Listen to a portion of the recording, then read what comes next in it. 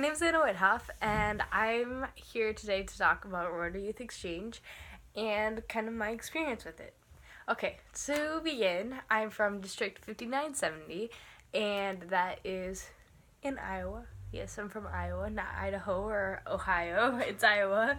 I'm an outbound to Spain, and I will be leaving in August of 2019.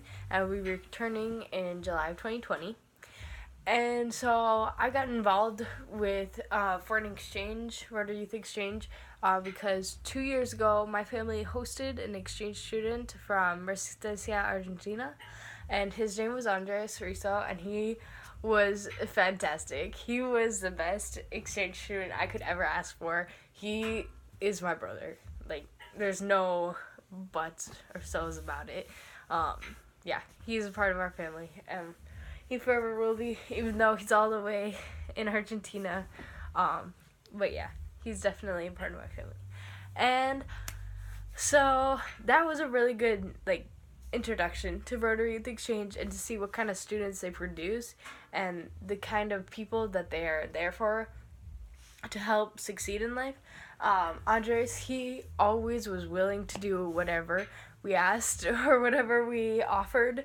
We'd be like, hey, do you want to go, work in the garden? Which is something nobody in my family likes to do, but we're like, yeah, gotta do it anyway.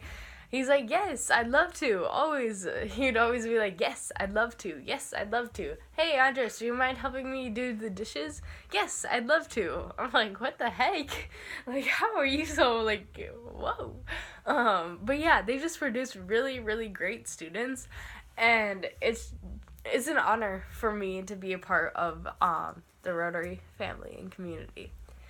Alright, so Rotary has 35,000 clubs worldwide and 1.2 million members worldwide as well, and they are the second largest service organization in the world, and the first is Lions Club, which has been around for a while as well. So Rotary was founded in 1905 by a man named Paul Harris in Chicago, and Rotary got its name because Paul Harris and his friend, a group of friends, kind of rotated around to different people's works locations where they worked to have meetings and to kind of network and to understand other people's jobs and I don't know, kind of how the community comes together and everything works in sync. From the farmer that farms the food to the truck driver that drives it to the supermarket or the whatever, and just kind of how everything works in sync. So there was a banker, a lawyer, a doctor, and there was only one person from each field, and they would all rotate around, and that's how we got Rotary. Alright, so Rotary also is not just Rotary Youth Exchange. It's a service organization, and their motto is service of self. And so Rotary, their biggest goal that they've been working towards is to eradicate polio. There's only been 23, in 2018 there were 23 cases in 2 African countries left, and so they've been really working hard to distribute the vaccination to wherever they can get it, to try and cure everybody from polio and just have it not come back. And so yeah, that's about Rotary and what it stands for. But now I'm going to talk a little bit about foreign exchange itself.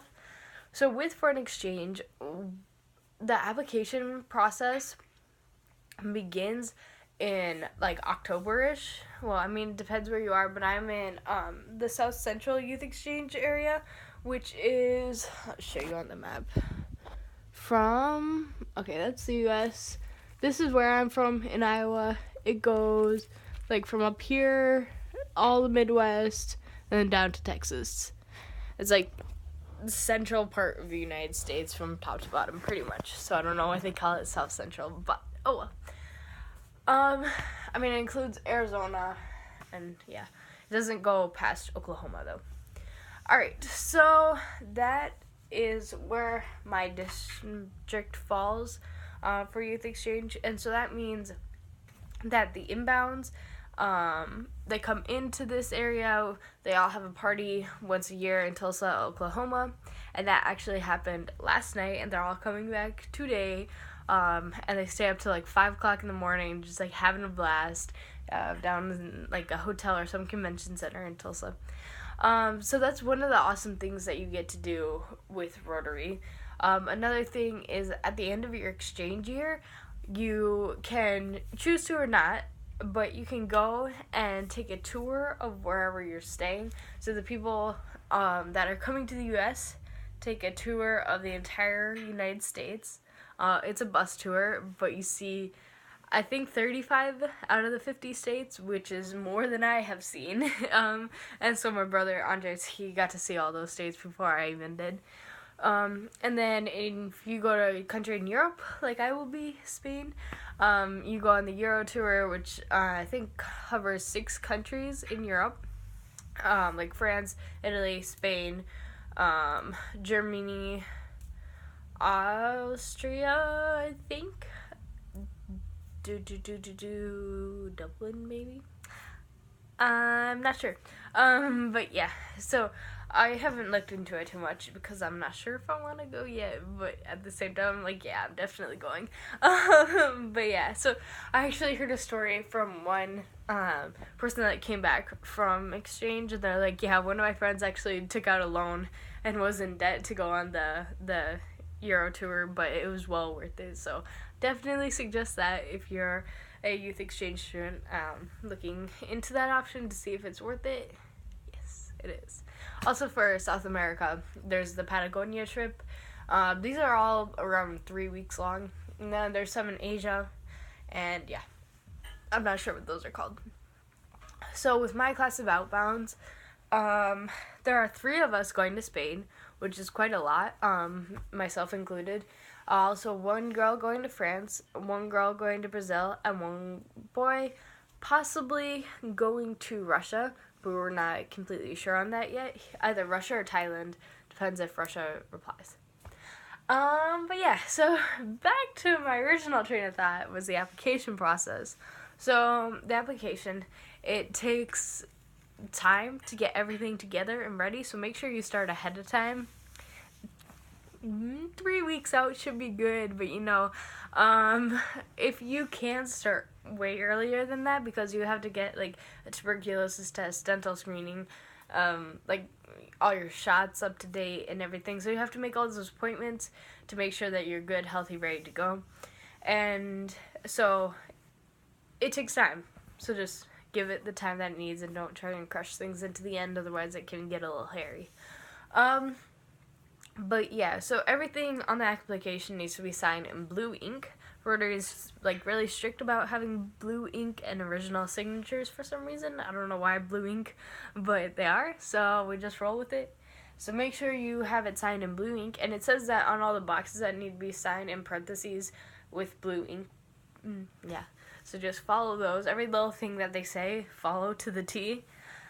And then once you have your application submitted, you'll go to first interview, and that will just be like your local interview, your local club interview, to see if there's more than 1 person applying from your club, then only 1 student can be sent out, so they have to narrow it down to 1 candidate. So there are 3 of us applying, and then I got chosen to go to district's interview after my club interview. So then at districts, it's everyone in the district. So I think there's 56 clubs in my district. And so all of us have a district interview like at different times. So, and then so we're interviewed, and then then we're either confirmed or denied as a candidate. It doesn't narrow it down anymore. For my district, 56 clubs. No, 52 clubs, and only 6 kids are going, and there were only 17 people that applied. So we need to step things up in my district to really spread the word about youth exchange. And really, you can do that anywhere you go. Because I was on vacation a couple weeks ago to Chandler, Arizona, visiting my family. And I was like, you know what? I'm just gonna see if they have a Rotary Club here. Maybe I can go and see it and see if it's different or the same or close or whatever. And so then I went to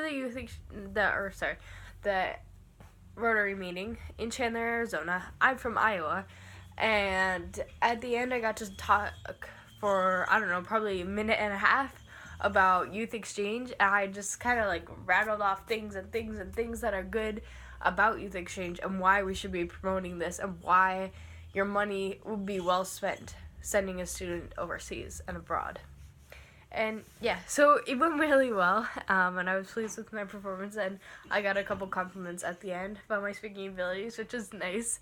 It's nice to hear because I was beyond nervous. But yeah, so really, anywhere you go, you can talk about foreign exchange. This is like advice to exchange students right now, and try and promote it. See if you can get more and more people, because if people don't know about it, people aren't going to do it, and if people don't do it, then it won't be here anymore. So it's a really great experience to have, and a really great way to broaden your mind and deepen your understanding of other cultures and other people and how other people live. And just like people here in the U.S., like, vary from house to house how they live, the same thing happens overseas. House to house is different in Spain, but Spain house versus America house, way different. So you're never gonna really understand all of the world, all of life. Well, probably ever you won't understand all of it, but you won't even get close if you just stay in your little bubble of wherever you're at. So just broaden your mind, broaden your horizons, and be okay with finding out something new. Alright, so I think that's it for this video, but my last little piece of advice to you is be happy. Yeah, be happy.